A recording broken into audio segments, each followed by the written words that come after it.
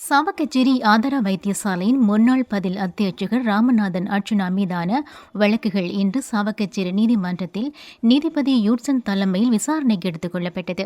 வைத்தியர்களை தொலைபேசியில் அச்சுறுத்தியமை, பேசி தொந்தரவு செய்தமை உள்ளிட்ட காரணங்களுக்காக வைத்தியர் அர்ச்சுனா மீது ஏனைய வைத்தியர்களால் தொடரப்பட்ட 5 வழக்குகளே குறித்த தினத்தில் விசாரணைக்கு எடுக்கப்பட்டிருந்தது. இதன்போது வைத்தியர் அர்ச்சுனா சார்பாக சட்டத்தரணி செலஸ்டின் ஆஜராகியிருந்தார்.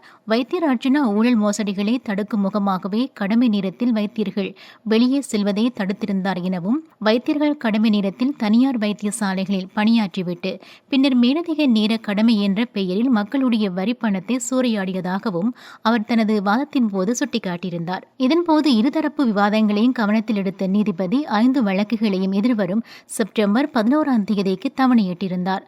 அதே நேரம் வைத்தியர் அர்ச்சுனா சாவகச்சேரி வைத்தியசாலையில் வைத்து தனது தொலைபேசி மற்றும் பணத்தை பறித்தமைக்காக வைத்தியர்கள் மீது தொடுத்த வழக்கும் குறித்த தினத்தில் விசாரணைக்கு எடுக்கப்பட்டு எதிர்வரும் செப்டம்பர் 11ஆம் தேதிக்கு தவணையிடப்பட்டுள்ளமை குறிப்பிடத்தக்கது. சட்டத்துறையை பொறுத்தவரையில் எங்களுக்கு ஒரு ரூல் ஒன்று உள்ளது. அதனை சொல்வார்கள் சப்ஜுடிஷியல் ரூல். சப்ஜுடிஷியல் ரூல் என்றால், ஒரு வழக்கு நீதிமன்றத்தினுடைய பரிசீலனையில் உள்ள பொழுது அந்த வழக்கு தொடர்பில் யாரும் விமர்சிக்கக்கூடாது. அந்த வழக்கு நடவடிக்கைகளை விமர்சிக்கக்கூடாது. சாட்சி நீதிமன்றத்தில் சொன்ன சாட்சியத்தை விமர்சிக்கக்கூடாது. எதிரியை விமர்சிக்கக்கூடாது. எதிரியினுடைய சட்டத்தரணியை விமர்சிக்கக்கூடாது. நீதிமன்றத்தை விமர்சிக்கக்கூடாது. இவ்வாறு அல்லது முறைப்பாட்டாளர் சார்பில் தோன்றுகின்ற சட்டத்தரணிகளை விமர்சிக்கக்கூடாது. ஆகையால் இப்பொழுது சமூக ஊடகங்களில் பலர் இந்த சப்ஜுடிஷியல் ரூலை மறந்துவிட்டு தங்களுடைய விருப்பத்துக்கேற்ற போல பலவிதமான விமர்சனங்களை முன்வைக்கிறார்கள். ஆகையால் அதனை அனைவரும் நிறுத்த வேண்டும். இந்த நீதிமன்ற வழக்கு என்ன நடந்தது என்று நீங்கள் கூறலாம். யாரும் ஃபேஸ்புக்கிலோ அல்லது டிக்டாக்லோ அல்லது ஏனைய சமூக ஊடகங்களிலோ எவரும் இந்த வழக்கு நடைமுறைகளை விமர்சிக்க கூடாது. அவ்வாறு விமர்சித்தால் நீதிமன்ற அவமதிப்பு வழக்கு அனைவருக்கு எதிராகவும் பாயக்கூடிய ஒரு சூழ்நிலை உள்ளது. இதனை மனதில் வைத்துக்கொண்டு இணைய பாவனையாளர்கள் செயற்பட வேண்டும். இன்றைய வழக்கை பொறுத்தவரையில் எனது கட்சிக்காரர் டாக்டர் ராமநாதன் அர்ச்சுனாவுக்கு எதிராக 486வது சட்ட பிரிவின் கீழ் அவர் சிலரை அச்சுறுத்தினார் என்ற ஒரு குற்றச்சாட்டு முன்வைக்கப்பட்டு அது தொடர்பான வழக்கு என்று எடுத்துக்கொள்ளப்பட்டது.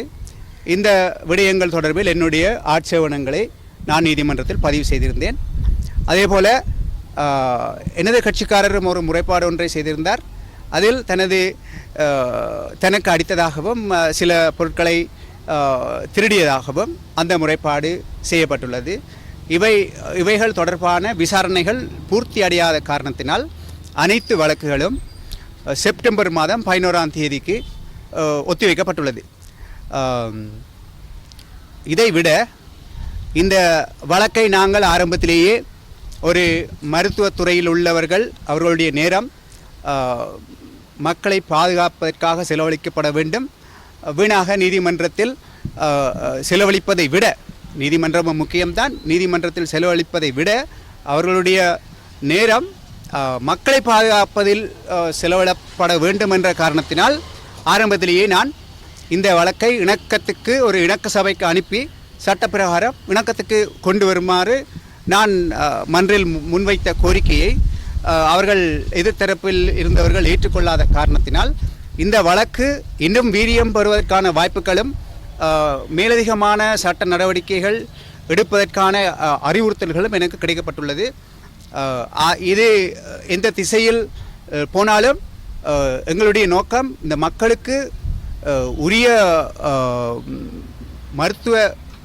மருத்துவம் கிடைக்கப்பட வேண்டும் என்ற காரணத்தை எனது கட்சிக்காரர் நம்பி செயற்பட்டதை தொடர்ந்து எழுந்த ஒரு வழக்காக இருப்பதனால் அடுத்து வரும் வழக்கு நாட்களில் மக்களுக்கு இந்த வழக்கு தொடர்பில் என்ன நிலைப்பாடு எவ்வாறு போகிறது என்பது தெரிய வரும். நன்றி. டிவிஐ யூடியூப் சேனலில் இணைந்திருக்கும் நேர்கள் அனைவருக்கும் எமது நன்றி. எமது காணொளி தொகுப்புகளை தொடர்ந்து நீங்கள் பார்வையிடுவதற்கு கீழிருக்கின்ற பெல் பட்டனை அழுத்துவதன் ஊடாக நோட்டிபிகேஷனில் பல காணொளி தொகுப்புகள் உடனுக்குடன் உங்களை வந்து சேரும். அருகில் இருக்கின்ற முக்கிய காணொளி தொகுப்புகளையும் பார்வையிட தவறாதீர்கள்.